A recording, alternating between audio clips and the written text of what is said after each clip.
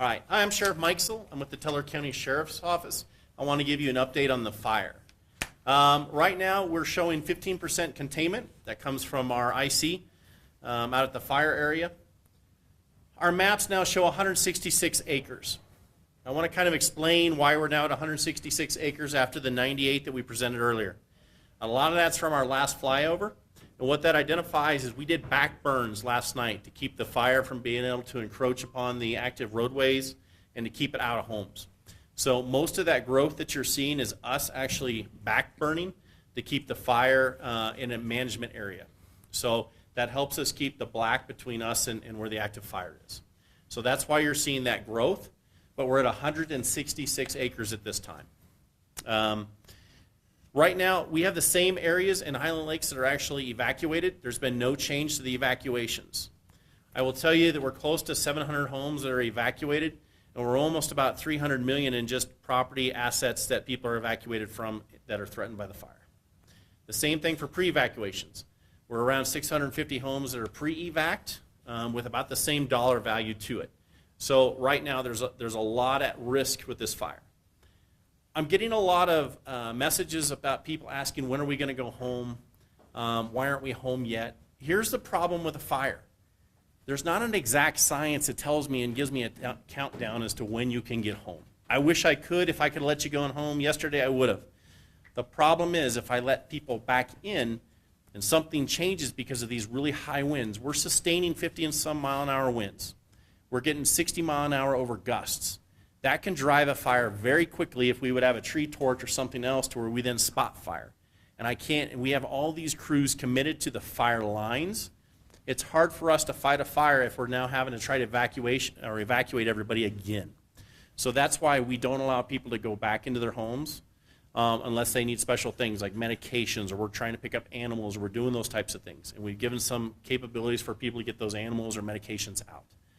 But I will tell you, understand this, I can't let you back in until we can let you back in. And that has to come through a fire science method of really looking at the actions of the fire and making sure it's a safe time to go back in. Because I don't want to put our first responders at risk. I don't want to put citizens at risk. So no, we understand frustration, but we have to wait until we have that information. And right now we're doing so. Active investigation on the fire. We've had a lot of requests to say, are you working with the DA's office?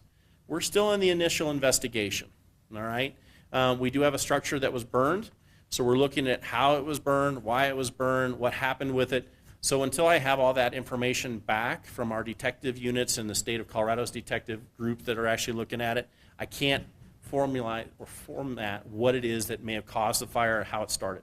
So once we get there, I'll be able to release that information to you, and we'll do that as soon as possible.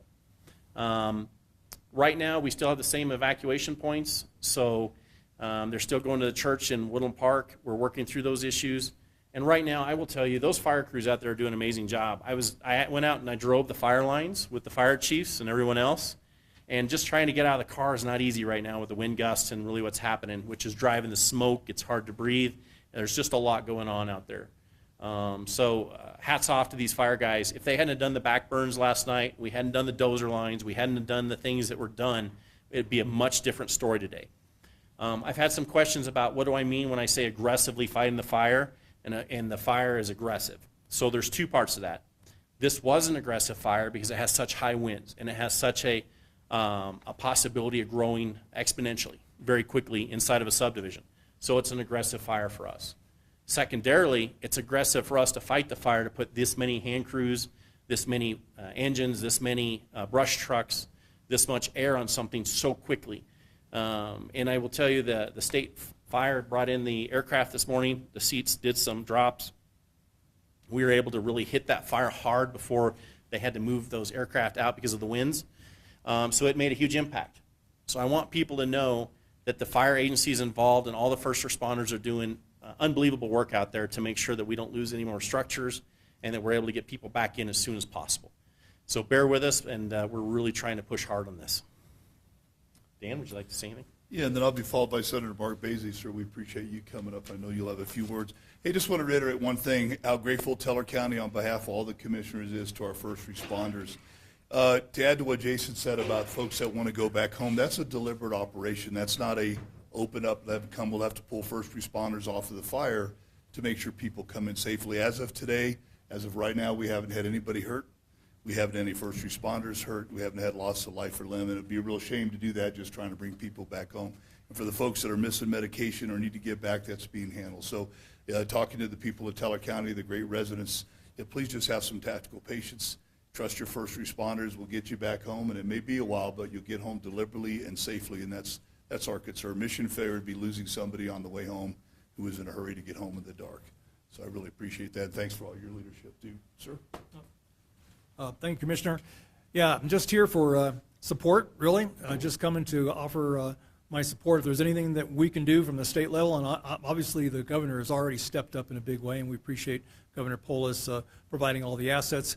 Amazing what these folks are doing. Amazing what Sheriff Mike Sell is doing. He's fighting this fire smart, and they're all hard. So I want to run out there and shake everybody's hand, but I want to stay out of their way at the same time. So trying to strike that right balance. But mostly I just want to be here to offer any support and appreciate Representative Pedersen's office that's here and all the national assets everyone's piling on. Those winds are strong. They are steady and they are strong. So let's just pray that there's some moisture right behind it, and that comes in and helps the firefighters on the front line. So anyway, thanks to everybody in the media for being here and keeping the communication going. Yeah, let me answer one more thing. I just want to emphasize there are several ways to get information about this fire. One is through the Teller County Facebook site. Two is through the Teller County website. Third is through Teller County website, the local government websites. The biggest one is you guys as media. I want everybody to know that if you don't have cell phones, you don't have emails, you don't have Facebook, you don't have any of these other things, turn on your local news channels. They are covering this very, very well. I was watching it earlier today. About every news channel has the tickers going across the bottom. That is a good source of information to be able to get for you to know when you can go home, what's happening with the fire, and actually to see the fire maps as well. We will be posting a fire map also here at the Sheriff's Office front lobby. We'll be posting a fire map at the shelter so people can go there and look at it. But that is your best source for all news feeds coming out of Teller County. Yes, sir. So, Sheriff, on the investigation, I know you said that you guys are still looking into it and there's still lots to kind of get done in the background, but you mentioned yesterday this was human caused. You were looking at potential criminal charges. Is there a person, multiple suspects? Is there a number of people that you can say at this point that would be tied to this fire at that alleged house? You know, I wish I could give you more than what I gave you yesterday. We are looking at it is human caused, whether accidental or criminal, but we do look at it as a criminal case to investigate it. Yes. You mentioned the high dollar amount value of the assets that are threatened by the fire. What do you want to say to the people about holding whoever it is that is responsible accountable for what happened? Yeah, I will tell you, we have the 4th Judicial District, Michael Allen. That is a person that doesn't back down from dealing with people that do something wrong. We'll put together the best case we can. If the person is involved is guilty of something or thought to be guilty of something. But right now, all we're doing is an investigation.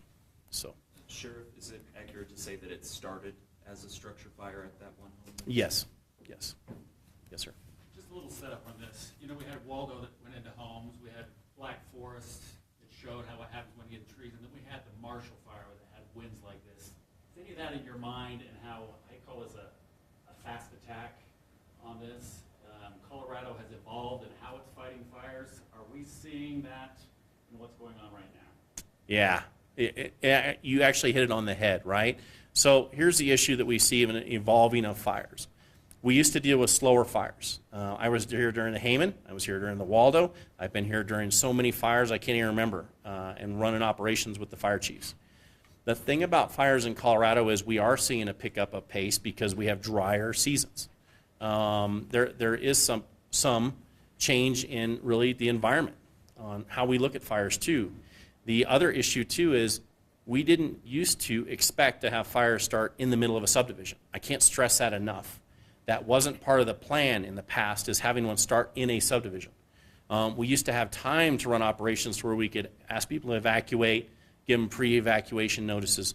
Now, in the middle of the night or middle of the day, we may have to give an immediate evacuation. Just like on the Marshall Fire or any other fire. When you have the lack of moisture, you have the high winds, those are all a recipe for disasters, right? So, and that's exactly why we're treating this fire very aggressively, and we're very nervous about the fact of letting people back in, because at any given moment, the fire could jump 10 miles in a matter of, a very short time. So to have that type of fire capability is really what we're looking at. It's the capability of the fire. Just to follow up, do you have to be cautious about saying when you come back, because all it takes is one ember to get out of the fire zone and then suddenly, boom? Yeah, and here's the thing in Colorado, we've seen one cigarette butt cause fires that have been massive catastrophes. It only takes one ignition source, right? And if we can't get on it within seconds, because of those high winds, we could have a fire now that grows and becomes something that we can't get ahead of. So, yes, absolutely. Yes, ma'am. Can you kind of paint the picture of this happening in a subdivision, how quickly you were able to evacuate people, get them out of that area? And then also, can you talk about the weather and kind of what you hope happens and what you're dealing with now? Yeah. So, here's the thing in answering your question. In subdivisions, right, you have houses that are fairly close together. A fire ignites and starts into the grasses or the duff that surrounds those areas, it can spread rapidly. So our fire agencies, because we deal with a lot of fires in Teller County, we have resources where we put out a wildland task force call. That means all agencies are sending people to it immediately. I sign an agreement with them every year. So all the fire agencies are part of the same organization when the bigger fires start to occur. So as that fire grows, a fire chief will say, hey, it's outside of our capabilities, and then the county resources are coming in. If it's growing outside of a county, that's what sheriffs are for, is to identify that, is then we have agreements with the state to come in with all their assets. And then really that chain reaction happens very quickly depending on how many structures are at risk and or how fast that fire is moving. So this fire, from ignition to bringing in that wildland task force, was immediately.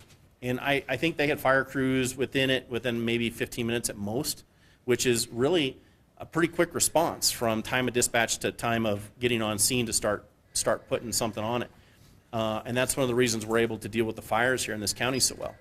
So once that occurs, and now the state's coming in, and we have all the other resources coming in, that's to pinch that fire and try to slow it down in certain areas.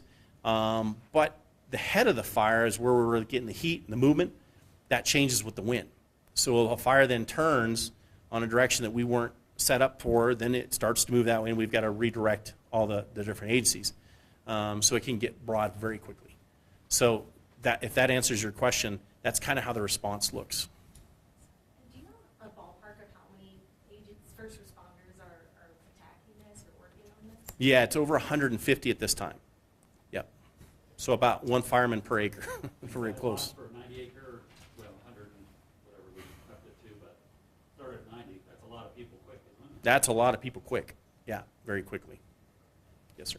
And talking about search and rescue earlier, monitoring the fire, there was some concern about people in pre-evacuation areas and smoke inhalation. Can you talk a little bit about best course of action for people in pre-evac who maybe might be worried that they should be leaving?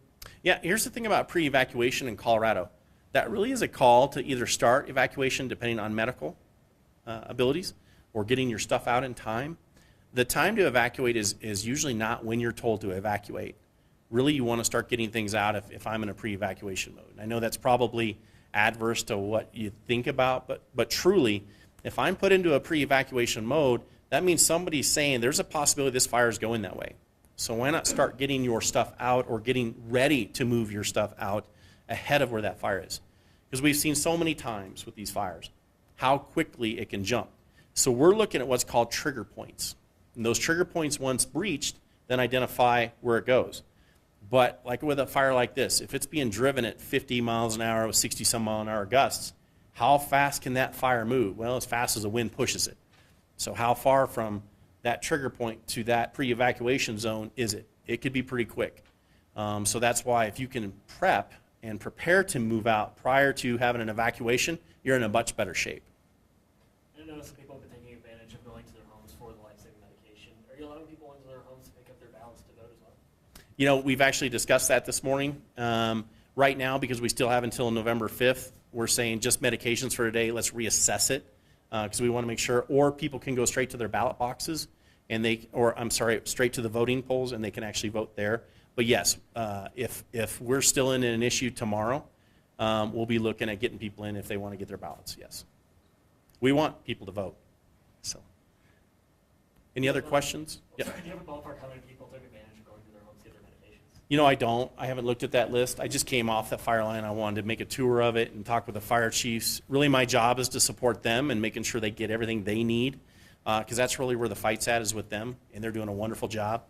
So really making sure they have everything they need at a county level, a state level, is really what I'm here for. And how are the high winds going to affect fire mapping since aircraft have been pulled?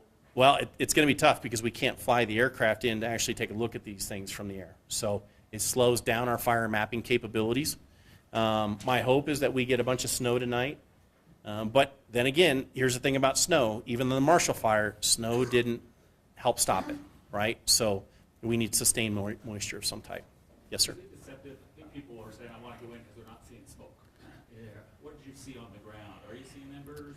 Are they having flare-ups? Yeah, we are having a lot of that. So we are getting embers and flare-ups within the black. Now, here's the thing.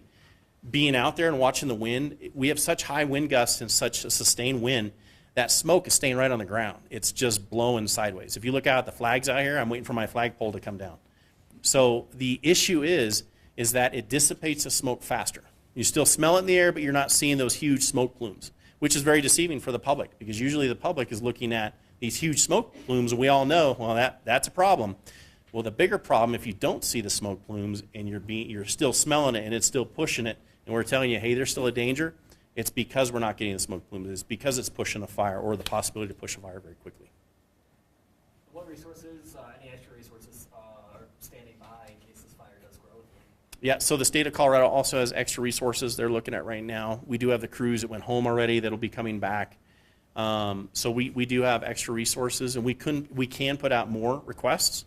But this is getting into off-season on fire units also. And then also it's hunting season. It's also, when people are getting away, so there's a lot of aspects to this that, it's really a bad time of year. Plus the cold, it's really after fire season. But really our fire seasons in Colorado are getting longer and longer.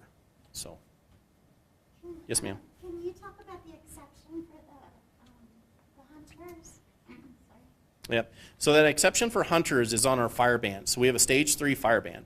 That stage 3 fire ban for us disallows shooting, recreational in the forest, BLM areas, on private property. But what we didn't want to do is have hunters that are legally hunting in Colorado that have a time period when they're able to hunt be cut off from something they've paid for and something they've looked forward for all year, and really that's not something that causes our fires. So we did do a carve out in the county through the commissioners to be able to allow hunting to be done in the backcountry in Teller County. Any other questions? Well, folks, thank you so very much.